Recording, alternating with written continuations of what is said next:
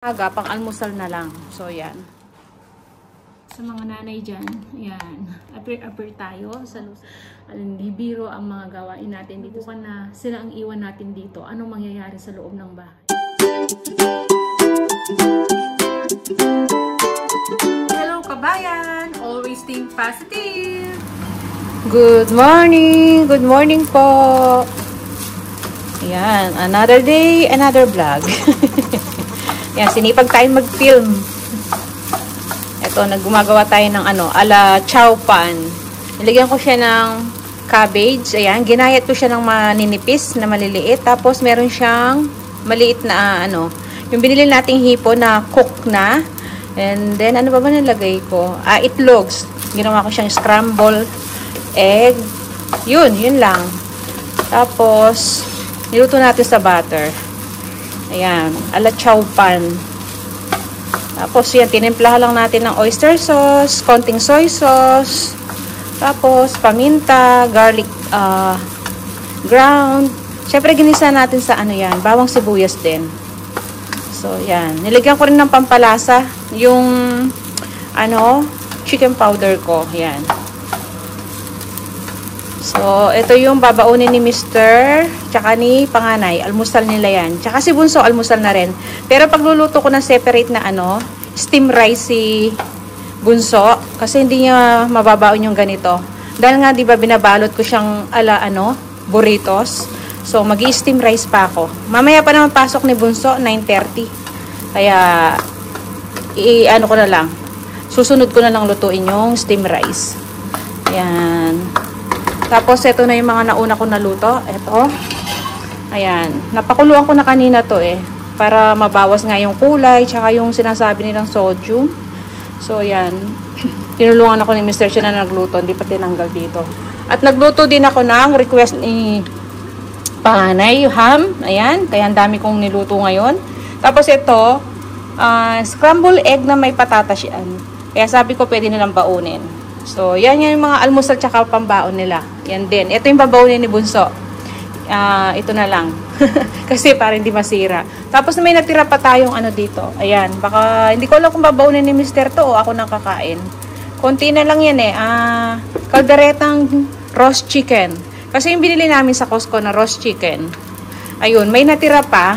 So, niluto ko siya ng kaldereta para hindi masayang. So, nabaon pa nila kahapon yan. Ayan, may tira pa. Tapos, ito.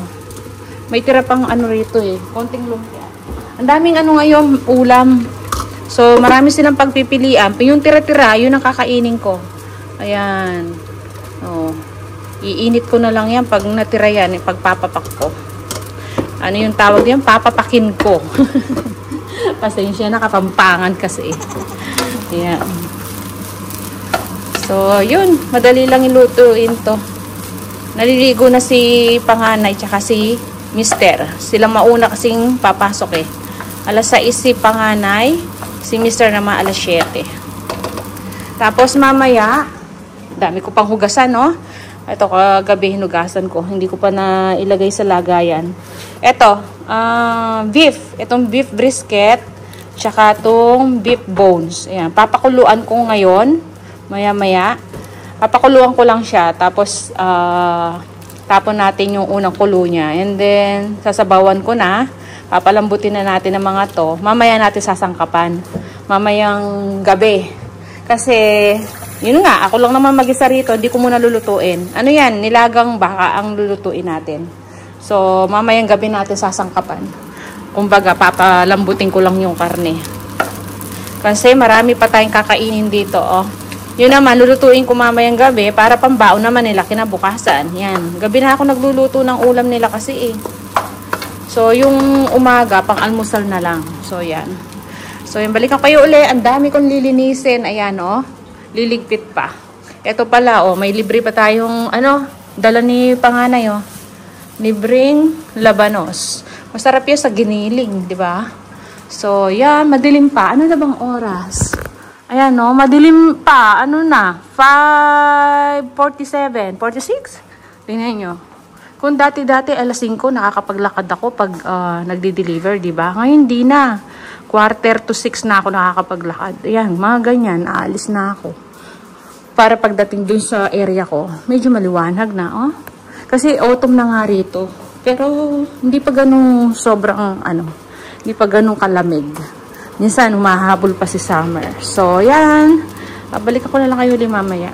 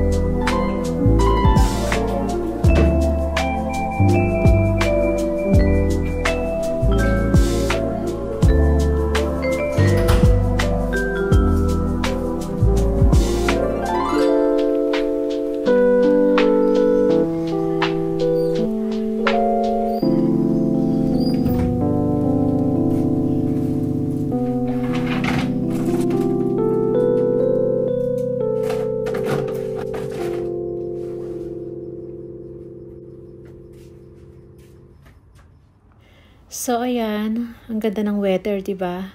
Pero, sabi sa uulan. So, yan, kaya hindi tayo nagdilig. Kasi kahapon naman nakakapagdilig na tayo. Siya nga pala, may bunga na pala uli yung ating sili. Ayan, pang sinigang na sili. Tapos, yung iba, yan, jalapeno. So, magkakaroon na naman bunga. Tapos, itong talbos na yan, nakadalawang na ako yun, harvest, 2 beses. Tapos, ayan, kahapon nilagyan ko ng mga pataba yung mga halaman natin. Kaya sana lumaki pa sila. So, yung mga yan, nilagyan na rin natin ng mga pataba. So, yun. Ilang weeks din, hindi ako kasi binibilang ko bago ako maglagay ng pataba. Tapos, yung mga bagong tanim natin. Ayan, ito yung ating passion fruit, oh. Tumataas na. Si Mr. may bagong tanim dyan. Pinunla niya yung kanyang snow pea. Ayan. Sana tumubo. Tapos dito, syempre, ayan. Ito yung gusto ko eh. Yung mga bulaklak. Ayan. Nasa tapat ng bintana ni panganay. Tapos yan, meron palang tinanim si Mr. dito. Yung pinag-chop ko nung, kasi nagluto ako ng sinigang nung isang araw. Yung pechay ginamit ko. Kinuha ni Mr. Ayan pala tinanim niya. Ayan nagkaroon ng bagong dahon. Sabi ko nga sa kanya, ilipat niya dun sa may merong net para hindi kainin ng peste. So yan yung view ni panganay diyan, di ba? So yan, ganyan ang gawain ko pag sa umaga papasyalan ko yung aking garden, yung mga halaman. So dito ako nagre-relax pag umaga. Pag natapos na ako sa kusina, sa loob, ayan. Bali, magmuni-muni muna ako diyan. After ko mag-garden, o kaya kung di naman ako magdidilig, ayan, upo-upo lang ako dyan. Pinagmamasdan ko yung mga tanim ko. Kasi minsan natutuwa talaga ako na iniisip ko, ito ba yung mga tinanim ko? Parang ganon. Kasi laki na nila. Ayan, last year lang na itanim. Tapos dito pala, yan, makikita mo, aking music yan, yung eroplano. Daanan kasi dito eh. Daanan ng eroplano yung yung lugar namin. Kaya yan ang maririnig mo dito. So yan, balik tayo. Patapos pa lang yung nilabang kong mga sapin ng upuan, tsaka yung mga cushion cover natin. Tapos eto, nilatag ko na yung mga lalabhan ko ulit. Yan. Meron pa doon yung mga tuwalya. Puti. Yan. So, ngayon ang washing day ko. Washington. Yan, nakabukas pala. So, naiwan na naman tayong mag-isa. Kaalis lang ni Bunso. Ayun. Hinabol niya yung kanyang bus. Alam niya yung oras kung kasi may siya eh. Sinusundan siyang tracker. Alam niya kung malapit na yung bus. So, yung ating pinapakuluan na beef, hindi pa rin malambot yung beef natin. Konti na lang. Ayan, nawawala na siya ng sabaw. Siguro pwede ko nang patayin to. Kanina pa to eh. Yan. Tapos, ito. Ito yung natira natin sa mga niluto natin. May konti pa naman akong, fried rice. Yung alatsaw pan natin. Tapos, konting scrambled egg na may patatas. So, yun na lang yung mga natira. Yan ang kakainin ko ngayon. Tsaka may konting lumpia pala. So, yun. Si Mr. binaon niya yung kalderetang manok. Tapos, nagdala lang siya ng patatas na may itlog. Tapos, nag-almusal lang siya. Ayun. Tumunog na yung natin. Yung ating, anong tawag dito? Washing. Tapos na siya. Siya nga pala. Ako talaga nagiging makakalimutin na. Di ba, sabi ko, babaunin ni Bunso yung hotdog. Tapos, kanina, nung tapos na siyang maligo, makain na siya. Ibabalot ko na sana yung baon niya. Tapos nagtataka siya. Bakit? Bakit po, sabi niya, ba't nag-ano po kayo ng pagkain? Di ba baon mo ka ako? Sabi niya, lang po ako ngayon. 4 hours, sabi niya gano'n. Ha? Ganun ba? Sabi ko, 10, 11, 12. Tama, 4 hours nga lang pala siya. 9:30 to 1:30. Ang isip ko, hanggang siya hapon, alas 4. Nung pala yun, nung Tuesday, siya, hanggang 4 o'clock p.m. Ngayon pala, hanggang lang siya, 4 hours lang. Ay, nakakalimutan ko na minsan. So, pinipprepare ko pa naman yung baon niya. Hindi pala siya babaon. Uwi din pala siya kaagad. So, yan. Isasampay ko na yung ating labahan. Yung ating basura, narinig ko na. Kinuha na yata. So, labasan kasi ngayon ng pag Thursday, kinukuha yung mga basura. Ngayon, may yellow bin. Yung mga recyclable. Tsaka yung general waste. So, pag ganyang umaga, red na siguro yung kinuha. Narinig ko na yung truck eh. So, yan lang yung mga ganap natin ngayong umaga. So, half day lang yung vlog natin kasi yung mahaba, diba? Tapos, separate na lang yung minsan. Pag sinipag ako, nakakapag-film pa ako yung panghapon, ganun, panggabi. So yun, maraming gawain dito sa bahay kapag ikaw ang naiiwan dito sa bahay talaga. Kaya sa mga nanay dyan, ayan, appear tayo, saludo ako sa inyo. Hindi biro ang mga gawain natin dito sa bahay, pero akala ng iba, pag nasa bahay lang tayo, mga nakahilata, ano bang ginagawa natin, yung mga ganun ba. Hindi nila alam, mas matrabaho sa bahay, mas maraming gawain sa bahay na hindi nila alam. Kaya pag sinubukan na sila ang iwan natin dito, anong mangyayari sa loob ng bahay? Ako, parang disaster. So, di ba? Kaya sa mga nanay dyan, yan, siguradong makakarelate kayo. Kaya saludo, yan. Saludo tayo sa lahat ng mga ako proud naman ako maging nanay kasi nga, ayan, nagagampanan ko naman yung mga yung bilang nanay, di ba? Bilang asawa, ganyan. Minsan, lang tayo, dumarating yung minsan napapagod din tayo. Kaya minsan yung moody natin. Ako, mood swing talaga ako. Minsan okay, minsan hindi. Yung mga ganun ba? So, minsan napapagod din naman kasi tayo, di ba? So, yun. Nakapag-garden na tayo naman kahapon dito sa likod. And then, yung sa harap, nakapag-trim na rin naman ako dun eh. Ang tawag dito, nabawasan ko na tsaka nakapagwalis-walis ako doon kasi nga nung after kong mag-deliver, alam niyo ba, diretso ako doon. Yun ang ginawa ko.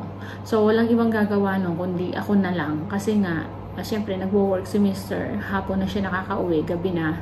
Pero minsan pag may maliwanag pa, ayan, inaayos niya yung ginawa ko.